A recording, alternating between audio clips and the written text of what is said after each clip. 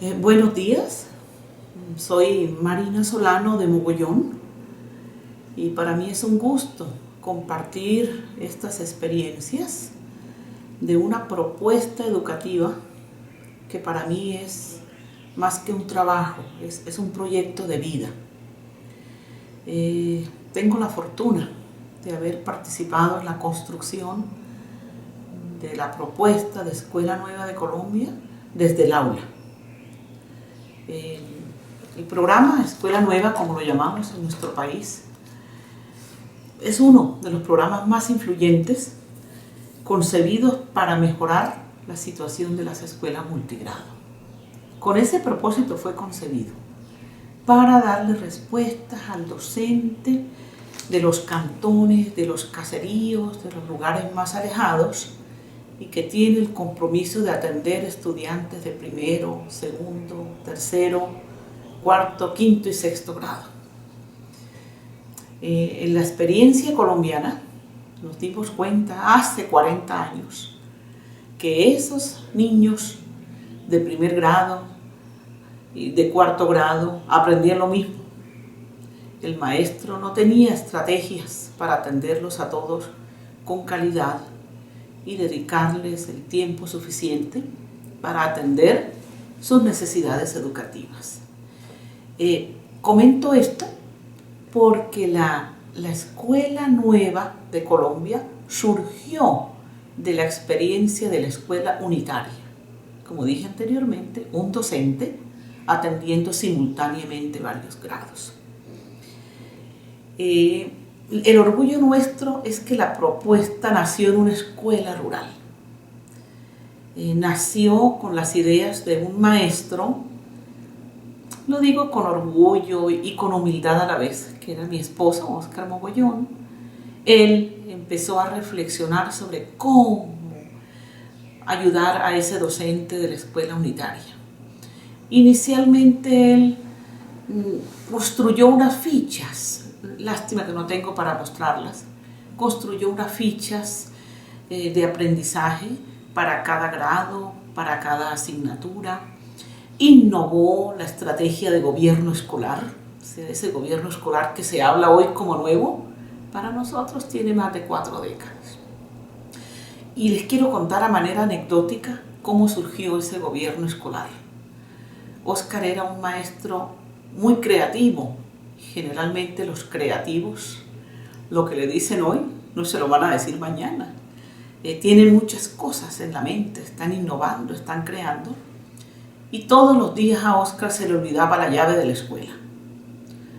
Y todos los días los niños tenían que soportar que el profesor llegaba en su moto y se le olvidaba la llave. Casi todos los días, ¿verdad? De pronto un niño le dijo: profe, ¿por qué no me da la llave a mí? Y a mí sí no se me olvida, profe.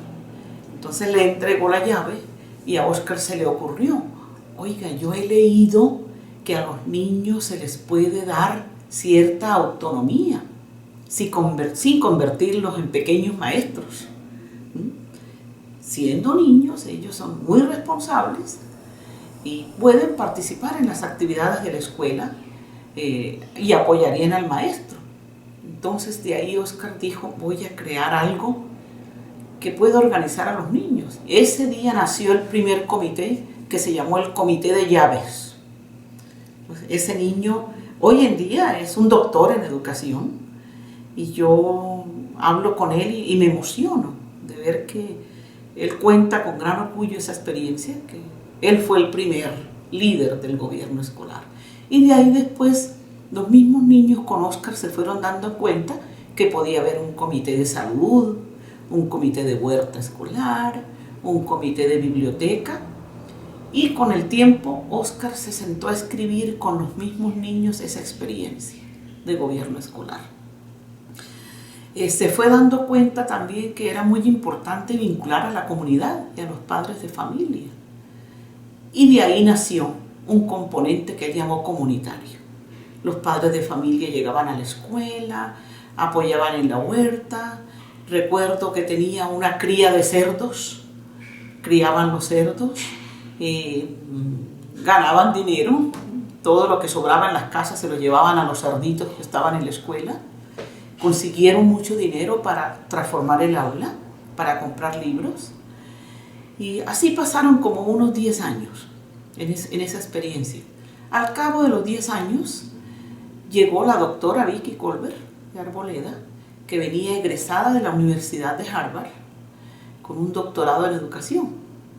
Y llegó a Colombia a buscar una experiencia donde ella pudiera poner en práctica todos sus saberes teóricos. Y alguien del Ministerio de Educación le dijo, pues vamos a una escuelita, una escuela en el área rural, donde hay un maestro muy innovador y tal vez ahí podemos hacer algo. Pero me he omitido una parte muy importante. La experiencia que Óscar tenía en esa escuelita, ya él había hecho una multiplicación a otras 200 escuelas del departamento de Norte de Santander. Es una región ubicada entre la frontera de Colombia y Venezuela. Entonces ya no era Óscar solo, él tenía como unos 200 docentes que en ese tiempo, por su cuenta, se reunían en las tardes. Se capacitaban, comentaban, hacían materiales y de pronto el supervisor vio que esos maestros estaban trabajando por su cuenta y les regalaba cartulinas, marcadores, libros y la experiencia se mantuvo. A esa experiencia llegó Vicky Colbert y se dio cuenta que era un trabajo muy grande lo que estaban haciendo, que tenían sus guías, que las hacían a mano, que les ponían colores para distinguir las asignaturas y los grados. Eran cajas de cajas en la escuela con las guías que hacía Óscar y los maestros. Ya se hablaba de trabajo colaborativo, ya los niños trabajaban en equipo para aplicar la guía, pero como era tanto, no podía tener cada niño su guía. Eran unas fichitas y Óscar las colocaba en un atril hecho con horquetas, palos de los árboles y amarrados con un ganchito de ropa. Los niños colocaban, Óscar les colocaba la guía y los niños, guiados por un monitor, trabajaban con esas fichas. Vicky llegó a observar eso y le impactó. Dijo, ay, esto es una experiencia maravillosa, porque si ustedes que saben de educación, esa experiencia resumía todo lo que han dicho todos los pedagogos a lo largo de la historia. Incluía las propuestas de John Dewey, de Piaget, de Celestín Freinet, que proponía que los maestros hicieran sus propios materiales, Cousinet, todo. Óscar era un estudioso profundo de lo que decían los pedagogos. Entonces, todo lo que estaba pasando en su escuela era lo que muchos pedagogos habían dicho todo el tiempo. Y él quería tener una experiencia que demostrara que se aplicara en el aula. Óscar era un profundo investigador de lo que dicen los teóricos, cómo lo relaciona con la práctica. Toda la preocupación de Óscar fue siempre muy bueno en la teoría, muy bueno en los principios, porque sabemos que los principios de escuela activa han existido siempre.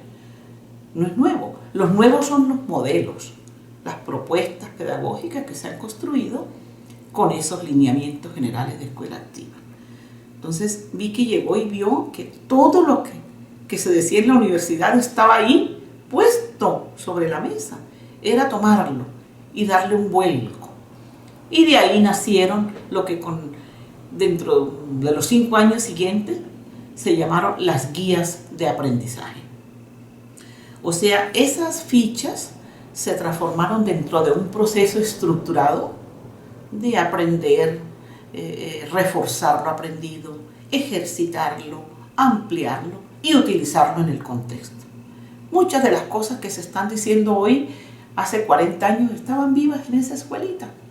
Y con la escuela nueva se le dio una dimensión profunda, se construyó el primer manual de Escuela Nueva de Colombia, un manual que servía de base para la capacitación de los docentes, porque la metodología del manual era la misma que había en las guías de los estudiantes. Entonces ya se empezaron a elaborar guías con un equipo de especialistas de la Universidad de Pamplona, todos pedagogos, cada cual conocedor de su disciplina, pero siempre apoyados con los 200 maestros que estaban ahí regados, que hablaban muy bien de la práctica. Y aparecieron las primeras guías para Colombia, empezaron a aplicarse y ya no se llamó la escuelita unitaria, sino se llamó Programa Escuela Nueva, que nació ya como tal en 1975. Eso fue dando pie para que todo Colombia llegara a mirar lo que pasaba en esas escuelas. Entonces empiezan a llegar de las universidades, del Ministerio de Educación, de otros países, a mirar lo que estaba pasando en las escuelitas rurales. Fue la gran innovación. Yo quiero contar que lo más bonito de esta experiencia es que no se quedaron solo en las disciplinas, en lo académico. Hubo mucha preocupación por formar valores, por el desarrollo socioafectivo del estudiante. Y cuando el Banco Mundial llegó a Colombia, la primera evaluación que le hizo a los niños de esas primeras escuelas fue de desarrollo socioafectivo. Y orgullosamente pudimos demostrar que los niños de las escuelas rurales, con ese gobierno escolar, con el trabajo colaborativo, podían desarrollar capacidades sociales y afectivas por encima de los niños de las ciudades y de los niños de las escuelas privadas. Esa evaluación fue la que dio pie para que el Banco Mundial llegara y dijera: esta experiencia se masifica en Colombia. Esto va a ser para todas las escuelas rurales y también las no rurales, las de las ciudades. Lo que pasa es que cuando una experiencia micro se vuelve macro, pierde calidad. Entonces nos tocó innovar otras estrategias. Los círculos de docentes, que los estamos haciendo acá en El Salvador también, pero en ese tiempo en Colombia se llamaban los microcentros de maestros, como una estrategia de formación permanente, que siguieran los maestros reflexionando, mejorando la calidad. Ya eran muchas escuelas, se nombraron coordinadores por departamento y la experiencia nos ha dicho que es una de las innovaciones en educación que más ha impactado en todo el mundo. Actualmente yo he tenido la oportunidad de hacerlo, estoy trabajando en El Salvador, en Guatemala lo he hecho, en Nicaragua, en Perú, y lo estoy haciendo en África Central, en Guinea Ecuatorial. Entonces, quiero comentar que son tan sencillas las estrategias y la propuesta tiene principios tan amplios que lo que hemos hecho es esos principios llevarlos a cada país y, de acuerdo con la realidad de cada contexto, hacer la innovación con los mismos maestros. Yo no he querido que se pierda la idea inicial de la escuela nueva, hacerla desde abajo, desde la base. La teoría está ahí. Ahora con internet es tan fácil que puedan leer los docentes todo lo que han dicho los pedagogos sobre educación activa. El reto es ¿y cómo esto se hace realidad en el aula? Entonces seguimos trabajando en los países, poniendo a los maestros a construir estrategias replicables en su aula, en su escuela y en su comunidad, pero aplicando unos principios muy sencillos, que todos los conocemos, ¿no? Un aprendizaje centrado en el estudiante, maestros que cumplan su rol de orientadores de aprendizaje, utilizar guías adaptadas a la realidad de cada contexto, constitución de gobiernos escolares, fortalecimiento del trabajo colaborativo, participación de la comunidad y una estrategia muy importante, con eso cierro, es la promoción flexible. Hace décadas en Colombia fue concebida para que ningún niño se quedara atrás, ningún niño ni ninguna niña se quedara atrás, todos fueran exitosos.